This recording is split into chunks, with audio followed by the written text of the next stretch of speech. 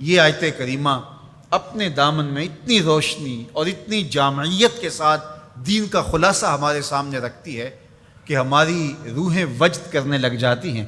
تو ارشاد فرمایا، بے شک اللہ حکم دیتا ہے عدل کا، احسان کا اور قرابت داروں کے ساتھ حسن سلوک کا، اور منع کرتا ہے بے حیائی سے، منکرات سے اور سرکشی اور تمرد سے۔ اور یہ اس لیے فرما رہا ہے کہ تم نصیحت پکڑو تاکہ تمہارے سینے ہدایت کے نور سے روشن ہوں اور منور ہوں۔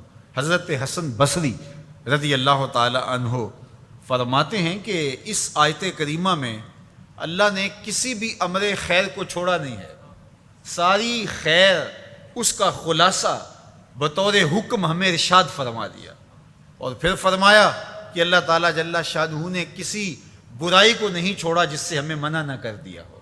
ابن عاشور نے لکھا ہے کہ جتنے بھی مفاسد ہیں، جتنے بھی گناہ ہیں، ان گناہ کی جڑ یہ تین چیزیں ہیں: بے حیائی، منکر اور بغش۔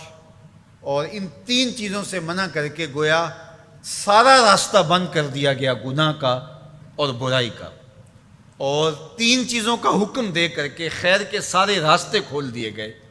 تو اسی ایک آیت کریمہ پہ اگر عمل نصیب ہو جائے تو پورے دین کی لطافتیں اور برکتیں نصیب ہونا شروع ہو جائیں۔ تو تین چیزوں کا حکم دیا کرنے کا: ان اللہ یامر بالعدل، بے شک اللہ عدل کا حکم دیتا ہے، انصاف کا حکم دیتا ہے۔ اگر تم نجات پانا چاہتے ہو تو غصے کے اندر بھی اور سرشاری کے اندر بھی تمہیں عدل سے، انصاف سے کام لینا پڑے گا۔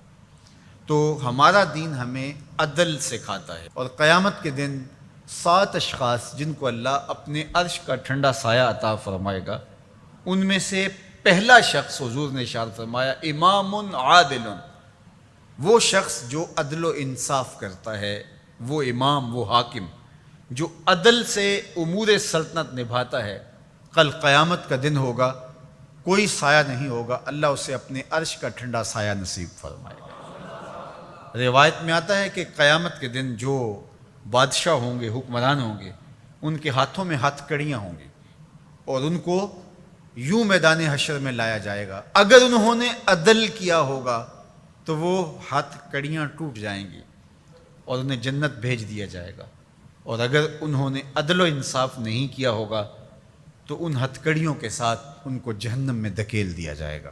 ہمیں عدل کرنے کی تلقین کی گئی۔ ملکوں کے اندر طمانینت، سکون اور قرار عدل کے ذریعے سے آتا ہے۔ ایک عربی کا مقولہ ہے، الملک یدوم بالکفر ولا یدوم بالظلم۔ ملک کفر کے ساتھ تو قائم رہ سکتے ہیں لیکن ظلم کے ساتھ قائم نہیں رہ سکتے۔ علماء نے عدل کے حوالے سے یہ بات بھی لکھی ہے کہ اس کا مطلب اللہ نے ہمارے اوپر جو بھی فریضہ عائد کیا ہے اس کو پورا کرنا، یہ عدل کہلاتا ہے۔ لوگوں کی امانات کو ادا کرنا، یہ عدل کہلاتا ہے۔ ظلم کو ترک کرنا اور انصاف کا بول بالا، یہ عدل کہلاتا ہے۔ اس عدل سے مراد صاحب حق کو حق دینا ہے، جس کا جو حق ہے اس کو دینا، یہ عدل کہلاتا ہے۔ اللہ جو ہمیں عدل کا حکم دیتا ہے، اس کا مطلب ہے ہمارے ذمے جس کا حق ہے، ہمارے باپ کا ہے، ہماری اولاد کا ہے، ہماری ازواج کا ہے، ہمارے اہل خانہ کا ہے، ہمارے ہمسایوں کا ہے، دوستوں کا ہے، جس کا بھی حق ہمارے ذمے ہے، بلکہ فرمایا کہ تیرے نفس کا تیرے اوپر حق ہے۔